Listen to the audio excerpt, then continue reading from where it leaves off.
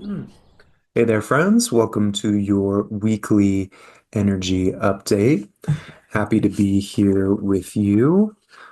So we've got a very interesting grouping of cards that are showing up that are representing the energy for the week ahead. I would say that sort of the overarching theme is that there's an increase in energy that's coming in. You're going to get a chance to experience some of your higher potentials, a higher degree of your like competency in life, and seeing some of the patterns of like what you're becoming in this lifetime that are going to start to show up. And as a result, there's going to be some of the shadowy aspects getting kicked to the surface as well, which is sort of a universal principle of how this whole process works. So all things are happening as they're meant to.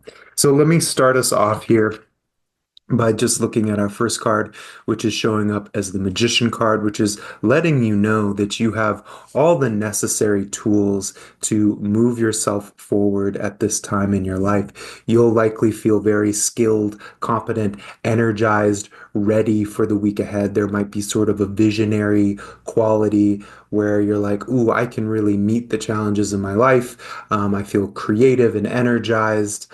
Um, there are some aspects that are showing up here that sort of have the feel of like the future of who you are. You're starting to get the wisps of what that feels like when you're really standing on your solid ground. Your creative capacity is feeling very high.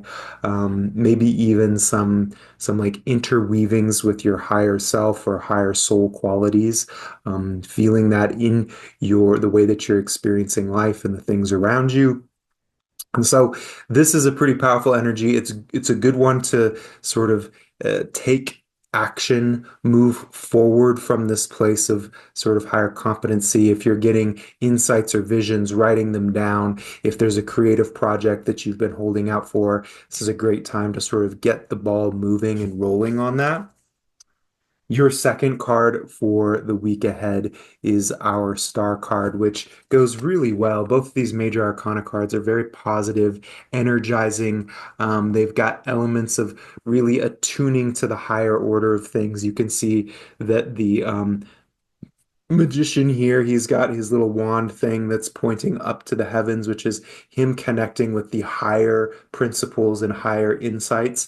And you can see that his other hand is pointing down, which is grounding that energy in life, in what he's creating, in culture, in these different pieces, in these different things. And then the tools that he's using to ground that energy into life are thought and insight, which is the sword, and the emotional availability, the cup, the container for that creative energy, and the coin, which is like the actual physical manifestation of things like money and energy and health and body.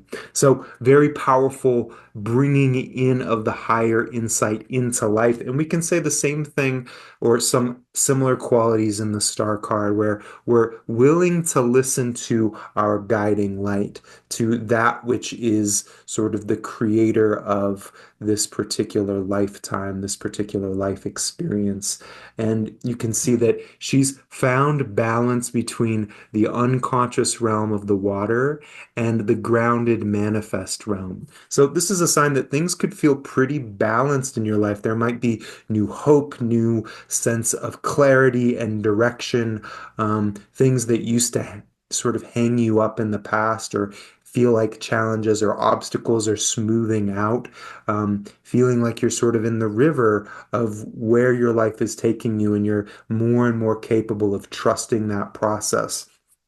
Again, the star card is a great reminder to listen to the whispers that are coming from your guidance, that are coming from Creator, that are coming from your soul, that are helping you sort of navigate into the right movements in your life.